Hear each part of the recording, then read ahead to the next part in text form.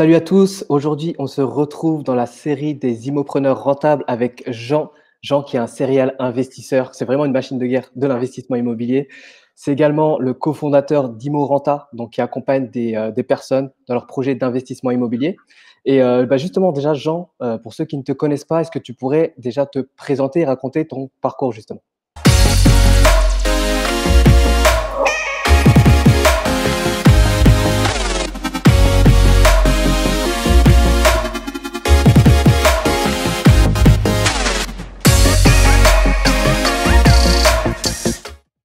Non, je peux pas me présenter. Non, c'est pas On arrête possible. alors. Steven, On ok, arrête.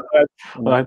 Merci Steven, merci Steven de prendre un peu de temps pour m'inviter sur tes vidéos et qu'on puisse parler un petit peu de nos activités respectives parce que on a deux points en commun. Eh bien, c'est l'immobilier est une passion aussi bien pour toi que pour moi.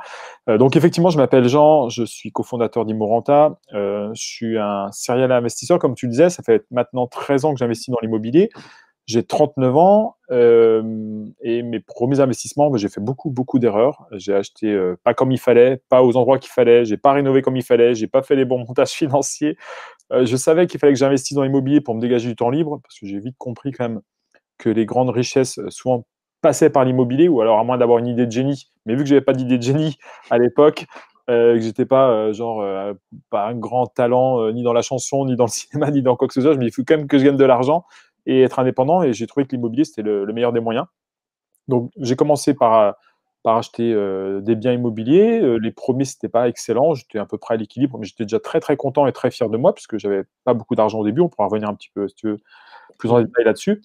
Et puis, à force de faire 4-5 investissements, puis 10, puis 15, puis 20, puis 40, on a perfectionné nos techniques et puis on est devenu indépendant. C'était vraiment le but. Voilà, c'était de devenir, entre guillemets, rentier, même si j'ai horreur de ce mot-là, parce que Ouais. la plupart des gens pensent que rentier, tu es un branleur et que tu fais plus rien et que tu as hérité. Mais en fait, pas du tout. Tu peux te sortir les doigts, passer à l'action et devenir rentier. Et puis, très content d'y être arrivé, d'être le jour de mes 35 ans, je me suis dit, voilà, maintenant, j'ai assez d'argent pour vivre.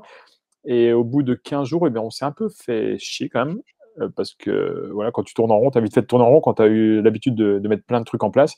Et c'est à ce moment-là qu'on a créé Immorenta, donc avec mon associé Julien, où là, on aide les gens à faire comme nous, c'est-à-dire à se créer de la richesse, à se dégager des revenus passifs grâce à l'investissement immobilier. Ouais. D'accord, super, c'est énorme comme parcours. Et justement, pour revenir plus en détail, dans ton évolution, tu faisais quoi avant de te lancer dans l'immobilier et à quel moment tu as eu ce déclic de te lancer dans l'immobilier? Ouais, alors je suis originaire du nord-est de la France, si tu veux, d'une famille qui n'était pas spécialement riche. D'ailleurs, mon associé cofondateur aussi d'Immorenta, c'est Julien, c'est mon cousin Germain, et on est tous les deux originaires du nord de la France. Et on a des parents, on a manqué de rien, si tu veux, mais on était dans des familles classe moyenne, on va dire. Et nos parents n'étaient pas des manias de l'immobilier, et on a eu des enfances normales, on va dire. Et à 18 ans, je savais vraiment qu'il fallait que j'investisse dans l'immobilier. Je ne savais pas comment. Je n'avais pas de revenus d'ailleurs à l'époque. J'étais encore au lycée où j'ai commencé à faire un IUT, je pense, à l'époque. Et je savais que je faisais de l'immobilier, mais j'avais aucune idée de par où commencer, comment emprunter. Je pensais qu'il fallait être riche. Enfin, toi, tous les préjugés, tout ce qu'on m'avait toujours dit en fait depuis que j'étais né. Et puis, en fait, entre 18, j'ai rien fait. J'ai deux, trois copains qui ont acheté des appartements et c'était la belle époque. Ils ont fait des super grosses plus-values. Alors que eux, c'était pas pour investir, c'est simplement parce que ils étaient en couple et ils ont voulu acheter à ce moment-là. Ils ont revendu qu'une plus-value. Et mon premier investissement, je l'ai fait à 26 ans. Donc, tu vois, j'ai perdu 6 ans, entre 18 et 26, à procrastiner. Enfin, j'ai quand même fait des études, j'ai énormément voyagé, j'ai fait 70 pays, je me suis bien éclaté, mais en attendant, je n'ai pas mis d'action en place avant mes 26 ans pour créer un futur sympa avec du temps et de l'argent. Et c'est quand je suis revenu en France à mes 26 ans que je me suis posé un petit peu. Là, je me dis, si tu adores voyager 6 mois l'année, parce que c'était le cas, j'ai passé beaucoup de temps entre 18 et 26 ans à voyager 6 mois l'année partout dans le monde. Je travaillais un petit peu en France et dès que j'avais assez d'argent, entre les études ou comment je m'arrangeais, je partais à l'étranger. Et je me dis, là, il faut que tu mettes un système en place, quoi. C'est pas possible. Et c'est là que j'ai commencé à faire de l'immobilier. Alors qu'au début, au tout début, quand j'ai acheté, j'étais technicien et je gagnais 1 200 € par mois, tu vois. Donc, on n'est pas né avec une cuillère en argent dans la bouche. Et quand j'entends tous les gens me dire sur Insta ou sur notre chaîne YouTube, peu importe, qu'il faut être riche et que c'est des conneries ce qu'on raconte et que c'est pas possible, que Et c'est que simplement, les gens n'ont pas le bon mindset parce que c'est largement possible en ce moment, même après Covid, où on dit que les banques ne prêtent plus. Non, c'est possible, les amis, avec une petite situation, de commencer dans l'immobilier. Ça, c'est sûr. Ouais. Donc c'est minimum avoir une situation, comme tu l'as dit, 1 200 €, c'est pas énorme en soi et Ouais, c'est pourtant ouais. voilà, c'est ça. Donc et pourtant tu as réussi, tu es passé à l'action, tu as réussi à investir Mmh. et justement, est-ce que tu pourrais développer ce côté? Comment tu as développé ton parc IMO? Quelles étaient tes premières actions et comment ça a évolué par la suite? Alors, le tout premier bien que j'ai acheté, c'est une résidence principale. Et là, c'était vraiment tombé un peu par hasard. C'est que c'était la ferme de mes grands-parents, qui était à 50 mètres de chez mes parents, et qui sont décédés. Et voilà, personne dans la famille voulait le reprendre. C'était une ruine, en fait. Il y avait plus que les 4 murs, mais la toiture était à refaire. Et c'était énorme. Il y avait 250 mètres carrés au sol sur 3 niveaux. Donc, t'imagines, si tu rénovais tout, tu pouvais faire 750 mètres carrés. Donc, c'était vraiment, vraiment fou. J'avais payé ça une misère. J'avais dû payer ça 40 000 € à l'époque. C'était pourtant une grosse, grosse bâtisse. Mais en fait, le prix d'achat était pas cher. Mais par contre, tout ce qu'il fallait refaire dedans, il fallait remettre un sacré paquet de pognon. Et j'ai rénové cette ferme-là. J'ai mis 5 ans à la rénover. Donc, tous les week-ends, donc, parce que je bossais à l'époque en même temps, et on a créé des chambres d'hôtes avec ma chérie. Et tous les week-ends, je passais, et dès le soir en rentrant du boulot, je passais à rénover. Et j'ai beaucoup fait par moi-même parce que je n'avais pas les moyens à l'époque de payer des artisans. En tout cas, je croyais que je n'avais pas les moyens parce que je n'avais pas les bonnes techniques. Mmh. Et 5 ans de travaux. Je ne sais pas si tu imagines, 5 ans de Ouais. ma vie à faire des brouettes de béton, à faire de l'électricité, à faire de la plomberie, à faire du placo, à refaire les sols, à refaire une partie des toitures, à refaire toutes les façades en pierre apparente. Il y a je ne sais pas combien de centaines de mètres carrés en façade de pierre apparente. Et je peux dire que la pierre apparente, ça prend du temps. Enfin voilà, 5 ans de ma vie à faire ça. Et après ça, je me dis, c'est peut-être pas la bonne technique que je suis en train d'appliquer parce qu'à ce rythme-là, après un rapide calcul, je serai millionnaire quand j'aurai 350 ans, quoi, à peu près. Ouais. Donc là, il a fallu prendre un peu de raccourcis. J'ai commencé à faire de l'investissement locatif 1 ou 2 ans après cet achat-là, donc en parallèle de mes travaux. Et là, j'ai commencé à acheter des petites surfaces parce que j'avais entendu dire que plus c'est petit, en tout cas, leur rentabilité sur papier est intéressante. Et j'ai acheté dans un premier studio que j'ai loué. J'étais à peu près à l'équilibre. Là, j'étais super content. Mais je n'avais pas pensé à la taxe foncière. Je n'avais pas pensé à l'assurance propriétaire non occupant. Je n'avais pas pensé au chauffe-eau qui allait lâcher. Je n'avais pas pensé à toutes ces merdes-là. Et puis surtout, les premières opérations que j'ai fait plein d'erreurs parce que les montages financiers n'étaient pas les bons. C'était une aberration quand je revois maintenant ce que je faisais en montage financier. Tu peux expliquer justement rapidement, quelles erreurs que tu as faites à Alors, ce niveau-là et que tu fais plus ouais, maintenant? le premier bien immobilier, donc la ferme là, que je te dis, j'ai emprunté la somme d'achat, la somme de la ferme, donc 40 000 € sur 8 ans. Donc, j'ai OK. pas voulu mettre un crédit trop long parce que je me suis dit, je suis en capacité de rembourser sur 8 ans et je paierai moins d'intérêt si je rembourse sur 8 ans que sur 15 ans. Donc, je me dis, 8 ans, quand tu regardes ce que je vais payer, ouais, je vais payer moins si je paye sur 8 ans. Donc, c'était déjà ma première erreur puisque, comme tu le sais, maintenant, on encourage plutôt les gens. Ça dépend des objectifs, hein, bien sûr, mais si vous voulez devenir rentier, il faut mieux emprunter sur des périodes assez longues. Donc ça, c'était une grosse erreur. Et puis, je n'avais pas emprunté le montant des travaux. C'est-à-dire qu'à chaque fois que j'avais 500 € de côté, c'est pour ça que ça a duré 5 ans aussi, c'est parce que je n'avais pas emprunté pour payer des artisans. Donc, je faisais tout par moi-même. À chaque fois que j'avais 500 € de côté, tous les mois, je mettais 500 € de ma poche pour acheter un peu de placo, pour acheter un peu de plomberie, pour rénover une nouvelle pièce. Je termine une pièce, après ça, je passais à la pièce d'à côté. Et puis voilà, donc le montage financier n'était pas bon, trop court et pas emprunter le montant des travaux. Et puis après ça, même les autres que j'ai fait, je ne connaissais pas les techniques, si tu veux, à l'époque. Qu'est-ce qu'on peut négocier avec une banque? Qu'est-ce qu'on peut négocier avec le notaire? Comment on peut, franchement, gagner quelques milliers d'euros sans rien faire de plus, en fait, simplement en ayant les bonnes techniques. Mmh. D'accord. Et voilà, donc c'est ça mes principales erreurs. Et puis j'ai fait, j'ai acheté assez rapidement 5 lots, donc un studio. Après ça, j'ai acheté 4 maisons et les 5 premiers lots, je les ai rénovés moi-même. Ce qui me prend quand même beaucoup de temps. J'ai laissé mon dos avec ces conneries-là parce que je me suis bien escaté là. Tu sais, à porter des charges lourdes, mine de rien, à faire de la maçonnerie, à faire des trucs. Même si t'es jeune, je vais pas me plaindre, hein, je vais pas faire pleurer dans les chaumières, mais franchement, tu te bousilles bien la santé en faisant des travaux, quoi. Et au bout de 5, je me dis putain, c'est pas possible, c'est encore pas la bonne technique parce qu'à ce rythme-là, si je rénove, même si maintenant je déléguais un petit peu, mais je faisais encore beaucoup par moi-même, je dis il faut que je change complètement de stratégie. C'est là qu'on a commencé à acheter des immeubles avec Julien. Et là, on a vraiment accéléré. Et puis, on savait maîtriser le coût des travaux, le coût d'achat, parce que c'est à l'achat qu'on gagne de l'argent, la négociation chez le notaire, le montage bancaire, ce qu'on avait optimisé tout au fil des années, en fait, tu vois. D'accord. Parce que là, du coup, alors, eu combien de temps entre le moment où tu as investi dans le premier et tu as dit 5, il s'est passé combien de temps? Ah, il s'est passé, j'ai acheté ma première, après ça, 2 ans, 1 ou 2 ans après, j'ai acheté mon premier studio, puis après ça, tous les ans, j'en achetais un à peu près.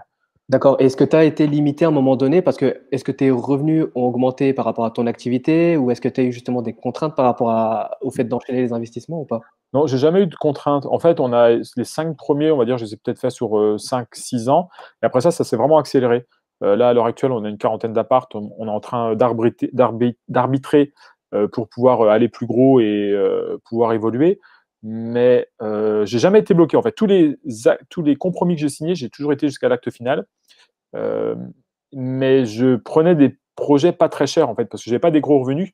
Et dans le nord-est de la France, quand tu connais un petit peu les régions, les villes et tout ça, tu peux vraiment avoir des deals pas chers, quoi. Toi, c'est un peu l'inverse de chez toi, parce que toi, tu es dans le Ouais, sud-ouest. Le nord-est, voilà, il n'y a pas beaucoup de population et il n'y a pas une grosse demande. Je veux dire, quand tu es en position d'achat, tu es en position de force. Donc, tu peux casser les prix, c'est ce qu'on faisait. Et à chaque fois, je me faisais financer, en fait. Non, il n'y a pas eu de souci. Mais voilà, pourquoi? Parce que bon, les 4-5 premières opérations n'étaient pas terribles. Mais une fois qu'on a commencé à se professionnaliser, là, on a commencé à avoir du gros cash. Enfin, du gros cash, du cash flow, en tout cas. Donc, à chaque fois que j'allais voir la banque, tous les 6 mois, j'achetais un nouvel immeuble à un certain rythme, à un moment donné. Et ben, à chaque fois, j'allais voir ma banque et j'avais plus de revenus que 6 mois avant. Donc, ça montait. J'ai commencé à 1002. Après ça, j'avais 1003, 1004, 1005. 2000, 2005, 3000, 4000. Et puis, au bout d'un moment, quand tu as un bon reste à vivre, que la banque voit qu'au bout de 10 opérations, ça se passe bien, elle a tendance à te suivre. d'accord. Et tu es resté du coup dans la même banque à chaque fois ou ça a changé? J'ai 2 banques. Non, en fait, j'ai une banque où je suis monté assez rapidement, peut-être à 1 million d'emprunts. Je ne me souviens plus exactement des chiffres. En tout cas, au bout d'un moment, ma banque m'a dit, OK, ça commence à faire un peu beaucoup. Vous êtes bien sympa, mais vous avez un bon profil, mais par contre, il y a trop de risques sur une seule tête. Donc, allez voir dans une autre banque, en toute transparence. Hein, mais nous, on ne vous suit plus à l'instant T. Là, ça fait trop d'un seul coup. Donc, allez voir une autre banque. Elle vous financera parce que vous avez un bon dossier. Mais comme ça permettra de diluer un peu le risque. Donc, je les ai écoutés. J'étais voir une autre banque qui m'a financé. Et à l'heure actuelle, je suis toujours avec ces 2 banques-là qui sont des bons partenaires et avec qui ça roule bien. Je suis en transparence avec eux. Ils savent ce que je fais. Quand j'ai besoin d'argent, jusque-là, ils m'ont toujours prêté. Donc, voilà, j'ai pas à me plaindre. D'accord, parce que c'est souvent le frein qu'on rencontre chez les néo-investisseurs Ouais. ou ceux qui ont déjà investi et qui veulent accélérer, ils pensent se retrouver bloqués à cause de la banque. Mais déjà, le fait que tu aies investi de manière intelligente, favoriser le cash flow positif, je pense que tu as une bonne gestion derrière aussi. Donc, ça Oui. a favorisé le fait que la banque te fait confiance parce qu'au final, la banque, c'est vraiment un partenaire bancaire. En fait, comme tu l'as dit, tu es transparent avec eux, tu leur caches rien. Et derrière, ils te suivent dans leurs projets et si besoin, ils te disent, voilà, va voir une autre banque et voilà. C'est Ouais. juste ça. Ouais, non, mais tout à fait. Mais il faut, comme tu viens de le dire là, il faut avoir une super bonne gestion de ses finances déjà personnelles. La banque, qu'est-ce qu'elle veut? Elle veut revoir son pognon. Donc, si déjà tu as du mal à boucler tes fins de mois, elle va te prêter 100 000 euros. Si déjà tu as du mal à gérer ton salaire, elle va se dire, mais attends, si je prête 100 000 euros, je vais pas les revoir, donc tu vas pas la mettre en confiance. Donc, avoir une stratégie à long terme, parce que aussi, je rencontre beaucoup d'investisseurs qui me disent, ouais, mais comment vous avez fait pour acheter autant d'appartements?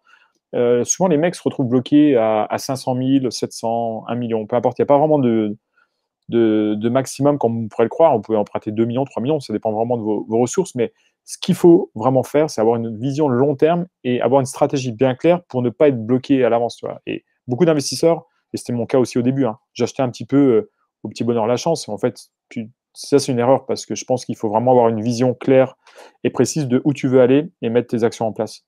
D'accord. Parce que là, justement, est-ce que toi, tu pourrais partager, c'était quoi ton objectif ou ta vision quand quand as décidé d'enchaîner comme ça? Ouais, bah moi, mon objectif, c'était assez clair, hein, c'était de remplacer mon salaire. Comme beaucoup de personnes, d'ailleurs, si vous nous regardez, c'est peut-être aussi, si c'est pas encore déjà fait pour vous, c'est un de vos objectifs et c'est tellement jouissif quand on y arrive. Mais ouais, moi, c'était de remplacer mon salaire. Donc au début, je gagnais 1200 euros par mois, tu vois, j'étais au SMIC. Du coup, c'était pas, enfin, avec le recul, je me dis, c'était pas très difficile. Mais si, en fait, quand tu repars de zéro et que tu regardes 1200 euros, ça te paraît waouh, vachement haut. Maintenant, ça me paraît assez bas, en toute modestie, mais au début, c'était vraiment purement remplacer mon salaire. Et dans ma tête, je me dis, je remplace mon salaire, comme ça, je suis libre et je peux partir voyager, Bali, Thaïlande, partout dans le monde où j'aimais aller, et pas de souci. Mais en même temps, à chaque fois que je faisais un investissement, j'avais peut-être, je sais pas, je vais te donner un chiffre, par exemple, sur un appartement, j'avais peut-être 150 euros de cash flow, une fois mes charges payées. Eh bien, au bout de 10, j'avais à la louche remplacé mon salaire. Mais entre-temps, mon salaire a un petit peu augmenté aussi. Je gagnais 1500, 2000 euros peut-être à cette époque. Donc je me dis, bon, il faut que je remplace mon nouveau salaire. Donc ça a monté comme ça, monté comme ça. Et vraiment, mon objectif, vraiment ma base, c'était d'avoir 5000 euros de cash flow par mois. D'accord. J'y suis arrivé il y a quelques années. Et là, à partir de ce moment-là, je me dis, c'est gagné. Enfin, c'est gagné. J'ai assez d'argent pour vivre. Alors bien sûr, 5000 pour certains d'entre vous, ça peut-être paraître énorme. Pour d'autres, ça va paraître peu. On s'en fout. Moi, je considère que à partir de 2000 euros par mois, 2-3 000 euros par mois, on peut vivre convenablement. Même à 1005, hein. Enfin, je veux dire, même à 1002 au SMIC, on peut vivre. Mais je veux dire, moi, je voulais mettre à l'abri ma famille. J'ai quand même 2 enfants, une femme, et je me dis à 5000 euros, voilà, on est bien tous les quatre, on peut voyager et on a du temps de libre, on peut faire ce qu'on veut. Et puis, une fois que tu as 5000, après ça, il n'y a plus de limite, hein. Tu peux monter et te faire Ouais. plaisir. Parce que c'est ça, et comme tu le dis, c'est ça qui est important à définir justement ces objectifs. Au début, c'était remplacer ton salaire, après, c'est monter petit à petit. Ouais. Et ouais, tu n'es pas resté bloqué à des idées reçues. Et comme tu dis, là, 5000, c'est bien, mais on peut vivre très bien avec moins. Bien Donc, sûr. avec 2000, 3000. Et c'est Ouais. pas forcément. Enfin, moi, ce que je constate, et tu me confirmeras ou pas, c'est qu'au bout d'un moment, on fait plus trop ça pour l'argent. Enfin, je sais pas, c'est quoi justement ton état d'esprit maintenant? Et Yes. si que là, tu es arrivé à 5000, donc pourquoi tu continues alors? Ouais. Bah là, je suis Mmh. à l'instant T, là, je suis aux alentours des 7000. Et parce que après, ça devient un jeu aussi, parce que tu as compris comment ça fonctionnait, pourquoi s'arrêter. Au début, tu veux vraiment remplacer et ça devient vraiment alimentaire. Tu as vraiment envie de remplacer ton salaire. Et après ça, une fois que tu es arrivé, je veux dire, pourquoi s'arrêter? En même temps, c'est pas parce que tu arrives à faire 5000 que tu peux pas faire 10 000, 15 000, 20 000. Mais je pars du principe quand même, ça j'y pense, enfin, je crois profondément, que ton niveau de vie entre, allez, on va dire 10 000 euros par mois, c'est déjà une bonne somme. Tu gagnes 10 000 euros par mois. Que tu gagnes 10 000 euros par mois ou 100 000 euros par mois, finalement, la différence ne va pas être énorme. Parce que déjà, à 10 000 euros, tu peux déjà payer quasiment tout ce que tu veux. C'est-à-dire que demain, tu as envie de prendre un billet d'avion, tu vas à New York une semaine avec ta famille, tu ne vas pas te casser la tête, tu vas pouvoir te payer un hôtel à 200-300 euros la nuit et tu arriveras à vivre convenablement. Après ça, par contre, la différence entre 1000 et 10 000, le x10 là, il est énorme. Parce que là, ça change vraiment tout. Après ça, Ouais. entre 10 000 et 100 000, 100 000 et 1 million, alors bien sûr, je n'ai jamais testé ce niveau de revenu-là, mais les gens qui ont énormément d'argent, je veux dire, après ça, on reste des êtres humains. Moi, je suis très simple, hein. Quand je pars Mmh. en voyage, je prends des hôtels à 50 euros et je suis très content à l'étranger. Dans beaucoup de pays hors de la France, 50 euros, tu as déjà des beaux trucs, hein. Et voilà, donc quand tu as des plaisirs assez simples, eh bien, voilà. Moi, mon objectif, c'était 1002, hein. Quand j'étais arrivé à 1002 au début, j'étais très, très content et mon objectif était rempli. Et après ça, vous qui nous regardez, peut-être que votre objectif, c'est simplement d'avoir un complément, genre de 200-300 euros par mois, et c'est très, très cool aussi. En fait, ça dépend des objectifs. Et pourquoi mes objectifs ont évolué, parce que tous les ans, je les remettais à jour, tu vois. Je dis, cette année, j'ai envie d'acheter 10 appartements. C'était souvent un objectif que je me fixais, quoi, 10 appartements par an. Augmenter 1000 euros mon cash flow, et c'était ce genre de truc, là, apprendre une nouvelle langue, par exemple, apprendre l'espagnol, et je me mettais tous les ans ce genre d'objectif que je rayais quand j'y arrivais. Ça, c'est hyper motivant, tu vois.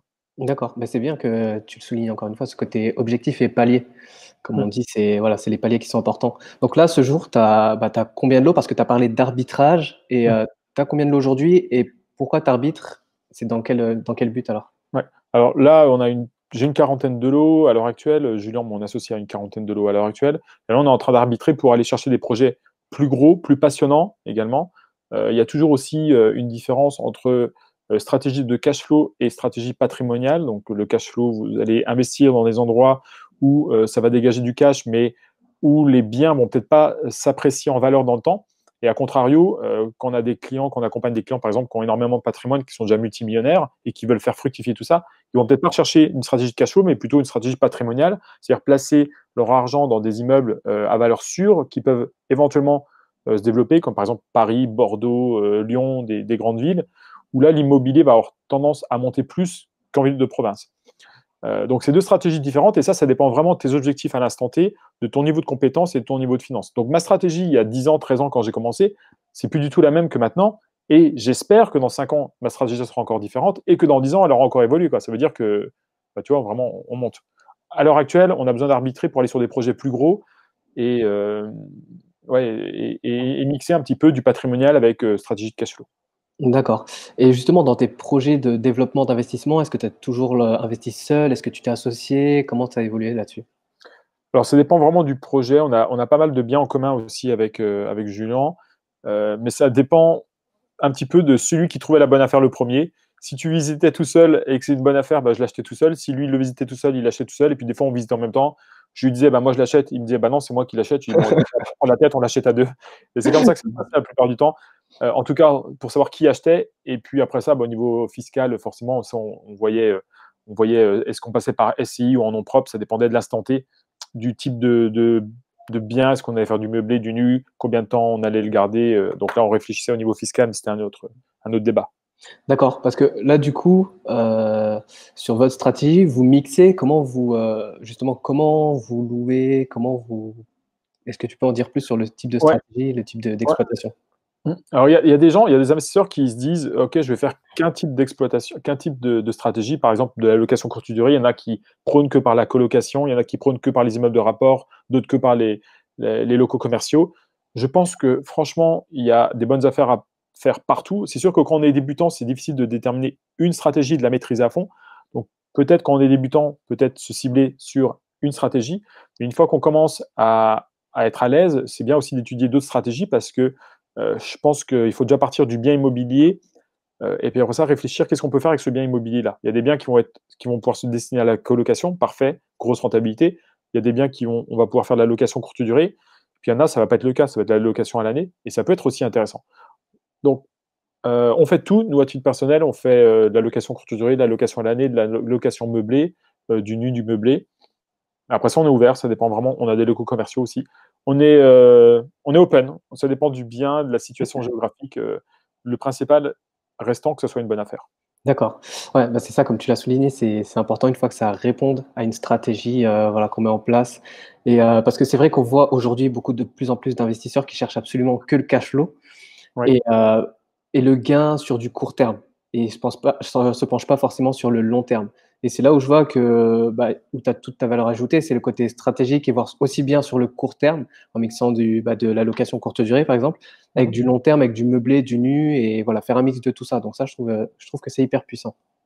Ouais, c'est vraiment ce qu'on apporte, je pense, aux personnes qu'on accompagne, ce retour d'expérience, en fait, parce qu'ils partent dans une direction, mais ils n'ont pas pensé à un coup, deux coups, trois coups après, ce qui va se passer, comme par exemple quand tu joues aux échecs, quoi. Si tu bouges ton cavalier, c'est parce que tu sais que tu vas aller faire une fourchette sur la tour et sur la reine trois coups plus tard. Et ça, c'est important aussi dans l'immobilier, c'est-à-dire que il est important quand tu achètes que ce soit un garage, si vraiment tu débutes, un appartement ou un immeuble, que tu saches exactement où tu vas, quel sera ton projet d'investissement, quel type de montant, dans quel type de zone géographique, quelle rentabilité espérée et comment tu vas aller rechercher de l'argent derrière à la banque.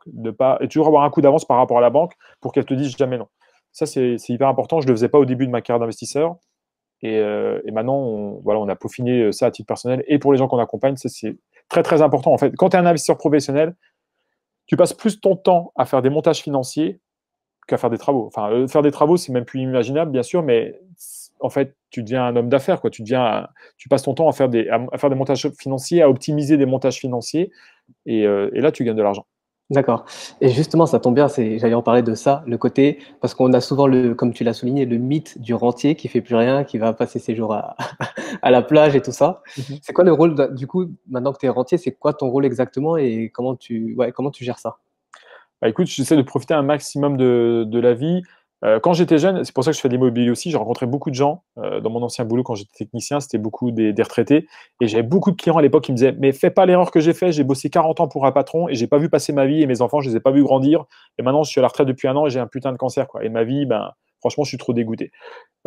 Donc je me suis promis que ça m'arriverait pas.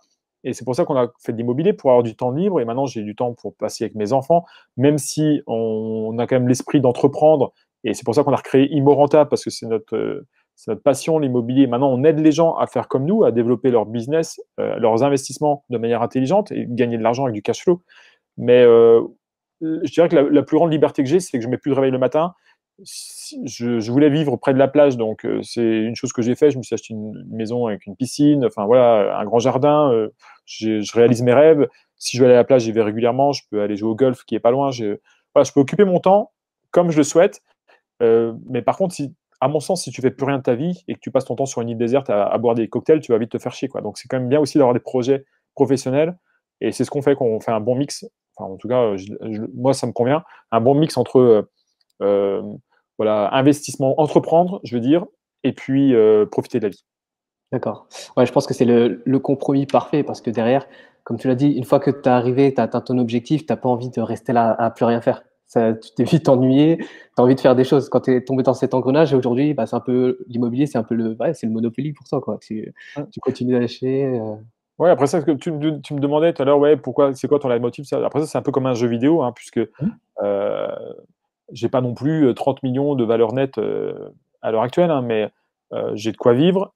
Et après ça devient un peu comme un jeu. Puisque à partir du moment où tu as de quoi vivre, ça dépend de tes objectifs. Moi, j'ai pas besoin d'avoir 5 Ferrari dans le jardin pour me sentir heureux. J'aime bien m'acheter une belle voiture de temps en temps, mais après ça, c'est plutôt comme un jeu vidéo, quoi. C'est le nombre de zéros, et puis une fois que tu sais comment faire, c'est bien et c'est intéressant. Et tu rencontres des nouvelles personnes, et c'est aussi sortir de sa zone de confort, parce que dans l'immobilier, il y a plein de choses. Il peut avoir la promotion, il peut avoir plein de stratégies, il peut avoir investir à l'étranger, il peut aller sur des nouveaux marchés. Tout ça, c'est hyper intéressant, et c'est ce qu'on va faire aussi dans les années futures pour ne pas toujours faire le même truc, parce que après ça, tu es comme dans un poisson rouge dans un bocal en train de tourner en rond, et c'est plus motivant. ouais. Et un truc sur lequel je voulais rebondir, c'est vrai que tu as beaucoup de lots, en fait, de base et quelque part, moi, ça me surprend un peu et je pense de manière générale les gens aussi, c'est pourquoi tu as décidé aujourd'hui de te lancer dans la location courte durée alors que, bah, tu as déjà pas mal de lots? Bah, la location courte durée, en fait, j'ai commencé un peu par là, parce que j'ai commencé avec des chambres d'hôtes, hein. Les toutes Ouais, premiers revenus indirectement que j'avais, c'était avec la ferme que j'ai achetée quand je te racontais. Mais ceci dit, la location courte durée, il ne faut pas être idiot, ça fonctionne énormément, il y a beaucoup d'argent à prendre. C'est quelque chose quand même d'assez récent. Je veux dire, il y a 20 ans, ça n'existait pas. En tout cas, pas avec des grosses plateformes comme Airbnb et Booking. Et, et voilà, il y a une grosse part du gâteau, et il y a plein d'avantages. C'est-à-dire que tu n'as pas d'impayé, c'est toujours payé en avance. Donc ça, c'est quand même un gros point positif. Un des gros points négatifs, c'est que ça peut être chronophage, mais grâce à ton aide, en l'occurrence, tu nous as programmé notre challenge manager et tout ça. D'ailleurs, je te remercie encore. Ça nous a fait gagner énormément de temps. Et donc là, c'est multipliable à l'infini. Et là, je suis en train de rechercher d'autres immeubles justement pour refaire de la location courte durée que tu vas me programmer. Enfin, moi, je vais m'occuper de la décoration, des travaux, des artisans et des montages financiers. Puis toi, je te solliciterai pour me paramétrer tout ça et l'automatisation. Une fois que tu peux automatiser, putain, mais c'est quand même extrêmement beau.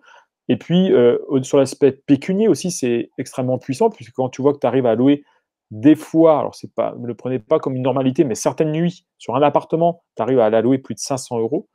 Bah, putain, ça m'a fait des déclics, tu vois. 500 euros, normalement, c'est un mois de loyer pour ce type d'appartement. Mais sur certaines périodes, tu arrives à louer une nuit 500 euros quand tu es malin et que tu sais comment optimiser tout ça. Voilà, donc la location courte durée, ça fait partie des stratégies qu'on plébiscite à fond et que j'encourage vraiment les gens à faire ça. Pas à tout miser dessus. Quand vous achetez un immobilier, si le seul critère de rentabilité dépend que de la location courte durée, je dirais c'est dangereux. Il faut qu'il puisse s'autofinancer dans la mesure du possible en location à l'année, si les règles du jeu changent. Mais tant que c'est comme ça l'est à l'heure actuelle, franchement, il faut y aller dans la location courte durée, c'est hyper puissant. ouais. Du coup, ouais, tu vois ça plus comme maintenant comme un accélérateur vraiment, c'est plutôt Car- ça. Carrément, je trouve que un des bons mix, par exemple, c'est d'acheter un immeuble en entier et de faire de la location courte durée dedans. Puisque tu vas acheter moins cher au mètre carré, tu vas diluer ton risque. Si tu as quelque chose qui se passe mal, tu auras quand même plusieurs lots. Si tu as, par exemple, des travaux à faire dans un appartement, bah, tu as encore d'autres appartements à louer. Donc, acheter un immeuble en entier, c'est bien, tu gères toi-même tout l'ensemble, sur faire la toiture ou pas, ou la cage d'escalier, tu es seul maître à bord. Et en plus, tu peux faire de la location courte durée. Et puis, la porte de l'immeuble, elle t'appartient. Donc, si tu veux mettre un G-code ou t'organiser comme tu veux pour faire rentrer les gens. Donc là, je trouve que c'est une stratégie très gagnante d'acheter un immeuble en entier et de faire la location courte durée. Bien sûr, ça peut pas fonctionner, enfin, ça fonctionne pas dans toutes les zones géographiques, mais en faisant bien ces études de marché, c'est très très puissant ça. D'accord. Ouais, c'est un accélérateur, tout à fait. Ouais, bah, c'est ça, c'est comme ça que je le vois aujourd'hui et je pense que c'est comme ça qu'il faut le voir de manière générale autour de la location courte durée, le côté vraiment, accélérateur de potentiel et pouvoir après voilà, générer d'autres projets, entreprendre et atteindre plus rapidement encore, je trouve, sa liberté et son indépendance financière. Ouais. OK, est-ce que tu peux justement, bah, déjà, bah, nous dire où est-ce qu'on peut te retrouver, si on veut faire appel à toi ou on veut te suivre? Ouais, vous pouvez nous suivre sur Imorenta sur Instagram. Donc c'est imo-du-bas renta sur Instagram. On est 20 000 à peu près à ce moment sur Instagram. Donc on fait des petites stories tous les jours. On vous montre un petit peu le quotidien d'un investisseur. Donc, les galères aussi, parce qu'on vous montre les galères, on vous montre pas que le bon côté des choses. Alors, on vous montre aussi quand on joue au golf et quand on est à la plage et qu'on fait du bateau, ça c'est cool. Mais on vous montre aussi les galères, parce que des galères, il y en a. La semaine dernière, il y a un mec qui est venu dans une de nos locations, je sais pas ce qu'il lui a pris. Il a pris un couteau, il a fait des trous dans le frigo et dans le canapé. C'était des équipements qui avaient 1 an. Donc tout ça, on vous le partage aussi, on vous montre les galères. Ça peut passer, je sais pas, comment réparer un chauffe-eau, enfin voilà, tous les trucs qu'on vit au quotidien en ayant pas mal d'investissements et en gérant, et puis comment on gère nos affaires, voilà. Donc si vous voulez nous suivre, Imo-Renta, et puis la chaîne YouTube Imo Renta aussi, vous trouverez. Et là, on vous fait 2 vidéos par semaine pour vous partager du contenu gratuit. Ok, super. Bah, de toute façon, je mettrai en lien tout ça juste en dessous de cette vidéo. Est-ce que tu aurais quelque chose à rajouter pour ceux qui nous écoutent? Ouais, je dirais que si vous voulez commencer dans l'investissement immobilier, il faut vraiment, je pense, se former, se faire accompagner. Vous pouvez commencer tout seul, j'ai commencé tout seul, mais j'ai fait énormément d'erreurs. Et quand je regarde maintenant avec le recul, je pense, je me suis amusé à faire le calcul il y a quelques semaines, je serais plus riche de plusieurs centaines de milliers d'euros sans avoir travaillé plus, en travaillant même moins. Parce qu'au début, ce que je te racontais, Steven, les erreurs que j'ai fait, les montages financiers, les travaux, les lourds travaux moi-même et tout ça, ça m'a ralenti. Et en fait, c'était pas du tout la bonne manière de faire.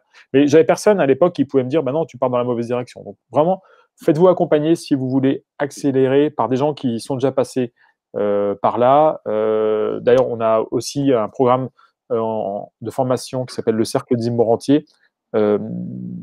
On vous mettra le lien sous la vidéo si vous voulez. Ouais, on mettra tout ça dessous. Et Super. puis là, on vous accompagne pendant 1 an, 2 coachings par mois, un coup c'est moi, un coup c'est Julien, où là, on va vraiment mettre en place votre stratégie d'investissement et on vous accompagne jusqu'à ce que vous ayez un immeuble. Ça peut être un appartement, ça dépend de votre profil. Mais en tout cas, on met la stratégie en place, appartement ou immeuble, et on vous accompagne pendant 1 an, ce qui vous laisse largement le temps de mettre vos premiers investissements en place et dégager du cash flow. Voilà, donc je dirais que ce soit avec nous ou avec quelqu'un d'autre, ou par l'intermédiaire de bouquins ou de séminaires, formez-vous parce que c'est très facile de gagner 10 000 euros dans l'immobilier, mais c'est encore plus facile de les perdre. On travaille sur des gros montants, donc quand vous avez les petites techniques, les astuces pour prendre les raccourcis, vous serez vraiment gagnant. Yes, super. Merci pour tout ce partage. C'était vraiment enrichissant, tout ce parcours d'expérience. Je te remercie vraiment.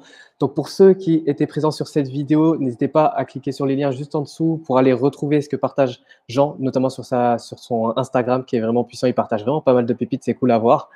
Et voilà, donc pensez à liker la vidéo, la partager pour ceux qui vous pensez pourraient être intéressés par tout ce qu'on vient de partager. Abonnez-vous également à la chaîne et on se retrouve dans une prochaine vidéo. Ciao, ciao. Ciao, ciao.